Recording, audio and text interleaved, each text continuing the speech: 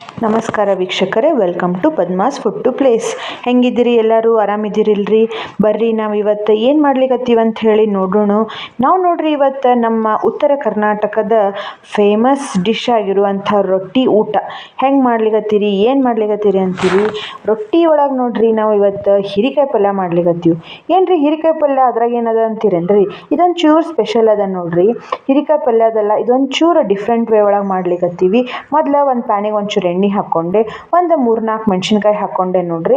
3-4 ಮೆಣಸಿನ್ಕಾಯಿ, ಆಮೇಲೆ ಒಂದು ಸಣ್ಣ ಕಪ್ನಷ್ಟು ಶೇಂಗಾ ಹಾಕ್ಕೊಂಡೆ. ಶೇಂಗಾ ಹಾಕ್ಕೊಂಡು ಒಂಚೂರು ಕರಿಬೇವು ಹಾಕ್ಕೋಬೇಕ್ರಿ. ಕರಿಬೇವು ಹಾಕ್ಕೊಂಡ್ಮೇಲೆ ಅದಕ್ಕೆ ಒಂಚೂರು ಕರಿಬೇವು ಹಾಕ್ಕೊಂಡು ಒಂಚೂರು ಕೈ ಆಡಿಸ್ಬೇಕು ನೋಡ್ರಿ. ಕೈ ಆಡಿಸಿದ್ಮೇಲೆ ಅದಕ್ಕೆ ಒಂಚೂರು ಕೊತ್ತಂಬರಿ ಹಾಕ್ಕೊಂಡೆ. ಕೊತ್ತಂಬರಿ ಹಾಕ್ಕೊಂಡಾದ್ಮೇಲೆ ಒಂದು ಸಣ್ಣ ಸ್ಪೂನ್ಲೆ ಜೀರಿಗೆನೂ ಹಾಕ್ಕೋಬೇಕು. ಇಷ್ಟ ಆತಲ್ರಿ. ಈಗ ಇದನ್ನೊಂದು 5 ನಿಮಿಷ ತಾಳಿಸ್ಬೇಕು ನೋಡ್ರಿ. ನಮ್ಮ ಉತ್ತರ ಕರ್ನಾಟಕದ ಕಡೆ ಮಂದಿ ನೋಡ್ರಿ ಈಗ ಒಂದೇ ಥರ ಪಲ್ಯ ಮಾಡಂಗಿಲ್ರಿ. ಇವಾಗ ಎಕ್ಸಾಂಪಲ್ ಹೀರೆಕಾಯಿ ಒಳಗೆ ಒಂದು 3-4 ಥರ ಪಲ್ಯ ಮಾಡ್ತೀವ್ರಿ ನಾವು. ಇದು ಒಂಚೂರು ಡಿಫ್ರೆಂಟ್ ಅದ. ಇದ್ರೊಳಗೆ ಯಾವ ಮಸಾಲೆ ಏನೂ ಇಲ್ಲ ನೋಡ್ರಿ. ಇದು ಸಿಂಪಲ್ ಬಟ್ ಇಷ್ಟು ರುಚಿ ಅಂದ್ರೆ ಅಷ್ಟು ರುಚಿ ಅದ ನೋಡ್ರಿ. ಈಗ ಇದನ್ನ ನೋಡ್ರಿ ಮಿಕ್ಸರ್ಗೆ ಹಾಕ್ಕೊಳಕತ್ತೀನಿ. ಅದನ್ನು ತಾಳಿಸಿದೆ, ಸ್ವಲ್ಪ ಆರಿದ ಮೇಲೆ ಮಿಕ್ಸರ್ಗೆ ಹಾಕ್ಕೊಳ್ಳೋದು. ಇದಕ್ಕೆ ನಾ ಏನು ಉಪ್ಪು ಗಿಪ್ಪು ಹಾಕಿಲ್ಲ, ಹಂಗೆ ಹಾಕ್ಕೊಂಡಿನಿ ಮಿಕ್ಸರ್ಗೆ. ಇದಕ್ಕೆ ಬೇರೆ ಏನೂ ಹಾಕ್ಕೊಂಡಿಲ್ಲ. ಅದೇನು ತಾಳಿಸಿದ್ವಿ ಅದನ್ನು ಅಷ್ಟು ಮಿಕ್ಸರ್ಗೆ ಹಿಂಗೆ ಸ್ವಲ್ಪ ಅಬಡ ಜಬಡ ಅಂತೀವಲ್ಲ ಹಂಗೆ ಹಾಕ್ಕೋಬೇಕು. ಪೂರ್ತಿ ಸಣ್ಣ ಮಾಡಬೇಡ್ರಿ. ಈಗ ಪಲ್ಯಕ್ಕೆ ಒಗ್ಗರಣೆ ಹಾಕೊಂಬರ್ರಿ. ಒಂಚೂರು ಪ್ಯಾನ್ನಾಗ ಎಣ್ಣೆ ಹಾಕಿದೆ, ಸಾಸಿವೆ, ಜೀರಿಗೆ, ಅರಿಶಿನ ಪುಡಿ, ಇಂಗು, ಆಮೇಲೆ ಕರಿಬೇವು ಇದಿಷ್ಟು ಹಾಕಿ ತಾಳಿಸ್ಬೇಕು. ತಾಳಿಸಿ ಆದಮೇಲೆ ನೀವು ಬೇಕನ್ನೋರು ಇಲ್ಲಿ ಬೆಳ್ಳುಳ್ಳಿನೂ ಹಾಕ್ಕೋಬೋದು.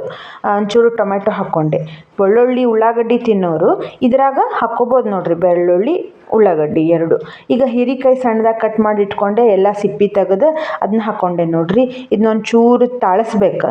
ಸ್ವಲ್ಪ ತಾಳಿಸಿದ ಮೇಲೆ ನಾವೇನು ಅದು ಮಸಾಲೆ ಮಾಡಿ ಇಟ್ಕೊಂಡಿರ್ತೀವಲ್ಲ ಆ ಮಸಾಲೆ ಹಾಕ್ಬೇಕು.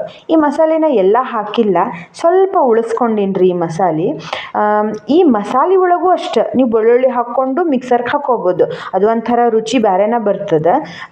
ಇಲ್ಲಿಷ್ಟು ನೋಡ್ರಿ, ಇದಿಷ್ಟು ಹಾಕಿ ಚಲೋ ತಂಗ ಕೈ ಆಡಿಸ್ಬೇಕಾ. ಎಲ್ಲ ಫುಲ್ ಮಿಕ್ಸ್ ಆಗುವಂಗೆ ಚಲೋ ತಂಗ ಕೈ ಆಡಿಸಿ ಅದಕ್ಕಿಂದಲ್ರಿ ಈಗ ಒಂಚೂರು ಉಪ್ಪು ಹಾಕ್ಕೊಳ್ಳಿಕತ್ತೀನಿ ನೋಡ್ರಿ. ಪಲ್ಯಕ್ಕೆ ಎಷ್ಟು ಬೇಕಷ್ಟು ನೋಡಿಕೊಂಡು ಉಪ್ಪು ಹಾಕ್ಕೋಬೇಕು. ಒಂದು ಸತಿ ಆಮೇಲೆ ಕೈ ಆಡಿಸಿ ನೀರು ಹಾಕ್ಕೋಬೇಕು. ಈಗ ನೀರೇನು ಭಾಳ ಹಾಕ್ಕೊಳ್ಳೋದು ಬೇಡ, ಒಂದು ಸ್ವಲ್ಪ ಹಾಕ್ಕೋಬೇಕು ನೀರು ಹಾಕ್ಕೊಂಡು ಚಲೋ ತಂಗ ತಾಳಿಸಿ ಇನ್ನೊಂದು ಸ್ವಲ್ಪ ಕೈ ಆಡಿಸಿ ಒಂಚೂರು ಬೆಲ್ಲ ಹಾಕಿದೆ, ಒಂಚೂರು ಹಸಿ ಕೊಬ್ಬರಿ ಬೇಕಂದ್ರೆ ಹಾಕ್ಬೋದು, ಬೇಡ ಅಂದ್ರೆ ಅದು ನಡೀತದೆ. ಎಲ್ಲ ಹಾಕಿ ಚಲೋ ತಂಗ ಕುದಿಲಿಕ್ಕೆ ಒಂದು 5 ನಿಮಿಷ 10 ನಿಮಿಷ ಬಿಡಬೇಕು. ಮ್ಯಾಲಿಂದ ಒಂಚೂರು ಕೊತ್ತಂಬರಿನೂ ಹಾಕಬೇಕು. ಇದಿಷ್ಟು ಹಾಕಿ ಅದನ್ನು ಕುದಿಲಿಕ್ಕೆ ಬಿಡ್ರಿ. ಈಗ ಪಲ್ಯ ರೆಡಿ ಆಗ್ತದೆ ನೋಡ್ರಿ. ಈಗ ನಾವೇನಾದ್ರು ಮಸಾಲೆ ತೆಗೆದು ಇಟ್ಕೊಂಡಿದ್ವಲ್ಲ, ಇದೆ ನೋಡ್ರಿ ಹಸಿಮೆಣ್ಸಿನ್ಕಾಯಿ ಮಸಾಲೆ ಅದಲ್ಲ, ಇದೇ ನೋಡ್ರಿ ನಮ್ಮ ಸ್ಪೆಷಲ್ ಚಟ್ನಿ ಅನ್ನಲ್ಲ. ಏನು ಮಸ್ತ್ ಆಗ್ತದಂತೀರಿ, ಇದು ಭಾರಿ ಮಸ್ತ್ ಆಗ್ತದ್ರಿ. ಇದು ಒಂಚೂರು ಉಪ್ಪು ಹಾಕ್ಕೋಬೇಕಾ. ಒಂಚೂರು ಉಪ್ಪು ಹಾಕ್ಕೊಂಡು ಆಮೇಲೆ ಅದಕ್ಕೆ ಒಂಚೂರು ಮೊಸರು ಹಾಕ್ಕೋಬೇಕು ನೋಡ್ರಿ. ಸ್ವಲ್ಪ ಗಟ್ಟಿ ಮೊಸರು ಇದ್ರೆ ಚಲೋ. ಸ್ವಲ್ಪ ಮೊಸರು ಹಾಕ್ಕೊಂಡು ಇದನ್ನು ಫುಲ್ ಎಲ್ಲ ಹಿಂಗೆ ಮಿಕ್ಸ್ ಮಾಡ್ಬೇಕ್ರಿ. ಏನು ಚಟ್ನಿ ಆಗ್ತದ್ರಿ ಇದು. ಇದು ಆ್ಯಕ್ಚುಲಿ ಜೋಳದ ರೊಟ್ಟಿ ಜೊತೆ ನೋಡ್ರಿ ಮಸ್ತ್ ಆಗ್ತದೆ. ಇದು ನೋಡ್ರಿ ಚಟ್ನಿ ರೆಡಿ ಆಯ್ತು. ಇದಕ್ಕೆ ಮೇಲೆ ಬೇಕಂದ್ರೆ ಒಗ್ಗರಣೆನೂ ಹಾಕ್ಕೊಳ್ರಿ. ನಾ ಅಂತೂ ಇಲ್ಲಿ ಒಗ್ಗರಣೆ ಏನೂ ಹಾಕಲಿಲ್ಲ. ನೀವು ಬೇಕನ್ನೋರು ಒಗ್ಗರಣೆನೂ ಹಾಕ್ಕೋಬೋದು.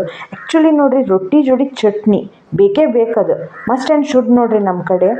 ಇಲ್ಲಿ ನೋಡ್ರಿ ನಾನು ಒಂದು ಸ್ವಲ್ಪ ಜೋಳದ ಹಿಟ್ಟದಲ್ಲ, 1 ಕಪ್ನಷ್ಟು ಜೋಳದ ಹಿಟ್ಟು ಹಾಕ್ಲಿಕ್ಕತ್ತೀನಿ. ಇಲ್ಲಿ ಒಂದು ಕಪ್ನಷ್ಟು ನೀರು ಕುದಿಲಿಕ್ಕೆ ಇಟ್ಟಿದ್ದೆ, ಅಷ್ಟೇ ಜೋಳದ ಹಿಟ್ಟು ಹಾಕಿ ಯಾಕೋ ನಂಗೆ ಸ್ವಲ್ಪ ಹಿಟ್ಟು ಕಡಿಮೆ ಅನ್ನಿಸ್ತು. ಅದಕ್ಕೆ ಒಂದು ಸ್ವಲ್ಪ ಹಿಟ್ಟು ಹಾಕ್ಕೋಬೇಕ್ರಿ ಮೇಲೆ.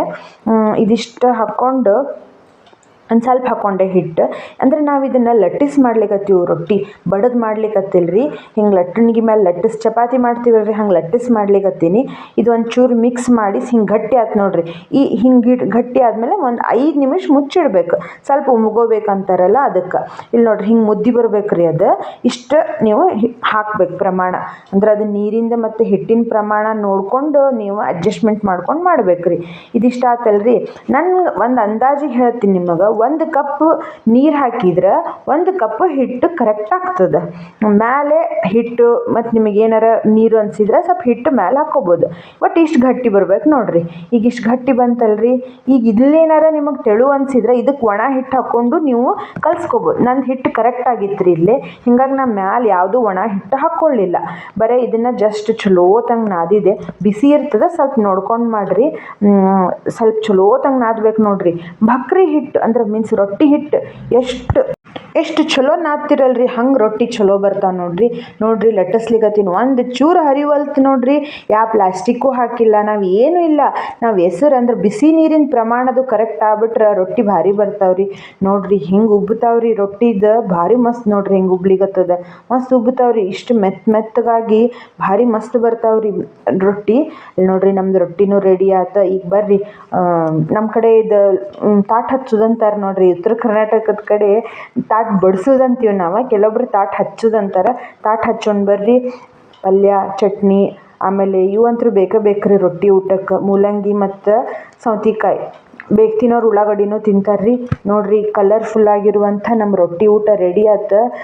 ಹಿಂಗೆ ಕಲರ್ಸ್ ಇರ್ಬೇಕು ನೋಡ್ರಿ ಊಟದೊಳಗೆ. ಭಾರಿ ಆರೋಗ್ಯಕ್ಕೂ ಚಲೋ, ನೋಡ್ಲಿಕ್ಕೂ ಒಂಥರ ಅಟ್ರಾಕ್ಷನ್ ಅನ್ನಿಸ್ತದೆ ನೋಡ್ರಿ ನಾವು ಮಾಡಿದ ಪಲ್ಯ ಹೆಂಗೆ ಆಗ್ಯದಂಥೇಳಿ ನಮಗೆ ತಿಳಿಸೋದು ಮರಿಬೇಡ್ರಿ.